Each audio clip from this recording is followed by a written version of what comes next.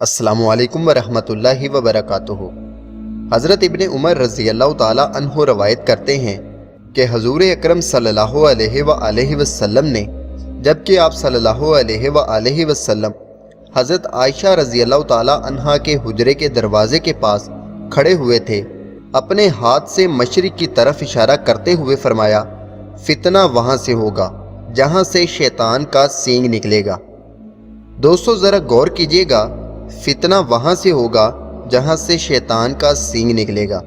उलमा इकराम से आप तस्दीक कर सकते हैं कि सूरज के तलू और गरूब होने के वक़्त नमाज पढ़ने से मना किया गया है, और वजह ये बयान की गई है कि सूरज शैतान के सींगों के दरमियान तलू और गरूब होता है, यानी शैतान तलू और गरूब के वक़्त सूरज की तरफ पुश्त और कुरे अर्ज़ की तरफ मुँह करके इस तरह खड़ा होता है कि सूरज का दायरा इसके सींगों के बीच में आ जाए। यही वजह है कि जब सूरज तलू हो रहा होता है तो मुसलमान नमाज फजर नहीं पढ़ता, और जब तक सूरज गरूब ना हो जाए नमाज मगरिब शुरू नहीं होती।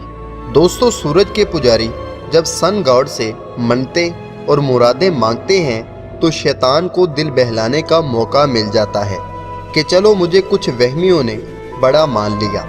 अगरचे शैतान की बलवास्ता इबादत करने वाले इस फितना ज़दा दौर में कम नहीं हैं, लेकिन ज़माना कदीम के जाहली दौर से कुछ ज़्यादा ही हैं। लेकिन शैतान जैसे लानती और खुद फरेब की झूठी अना की तस्कीन के लिए बलवस्ता इबादत काफ़ी है, जो वो सूरज को अपने सींगों के दरमियान फंसवा कर करवा लेता है। इसलिए मालूम ये भी हुआ कि सींग शैतान की मखसूस अलामत और पहचान है।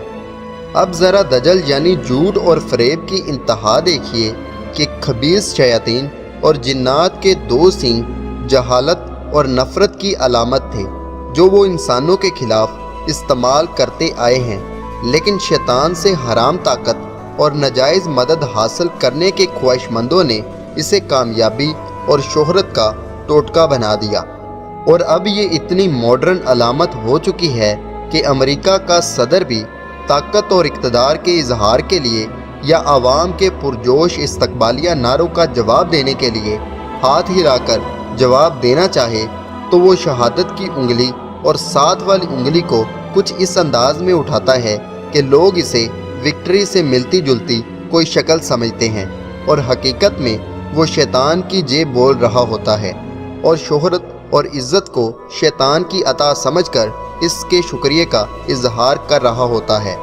कभी आप किसी फूड रेस्टोरेंट पर जाएं तो दाएं बाएं देखें, आपको विक्ट्री का निशान जिसे कहा जाता है दो सींग की शक्ल में बिला वजह दिखाई देंगे, या आपको 666 बनाकर दिखाया जाएगा, जिसका मतलब चाहे कोई मुसलमान है या काफिर सब समझते हैं। जब आप शहादत की उंगली को अंगूठे के साथ मिलाकर बाकी 3 उंगलियों को दिखा रहे होते हैं तो ये 666 बनता है, जो शैतान के लिए इस्तेमाल किया जाता है। अगर ऐसा आप कहीं देखें तो रेस्टोरेंट के मालिक को कम से कम एक मर्तबा समझाने की कोशिश कीजिएगा, और उनको अल्लाह पाक का नाम या खाना काबा या रोज़ा रसूल या मस्जिद अक्सा की तस्वीर लगाने की तजवीज़ दीजिएगा। और ये कोई विक्ट्री साइन यानी कामयाबी की अलामत नहीं है, बल्कि आप इंटरनेट पर सर्च कर सकते हैं। ये विक्ट्री इल्यूमिनाती के निशानों में से एक निशान है, जो वो 2 उंगलियों को सींग की शक्ल में डालकर बनाते हैं। मुसलमान शहादत की उंगली बुलंद करके एक अजीम अल्लाह की वहदनियत का इकरार व इजहार करते हैं, नमाज में भी और आम जिंदगी में भी।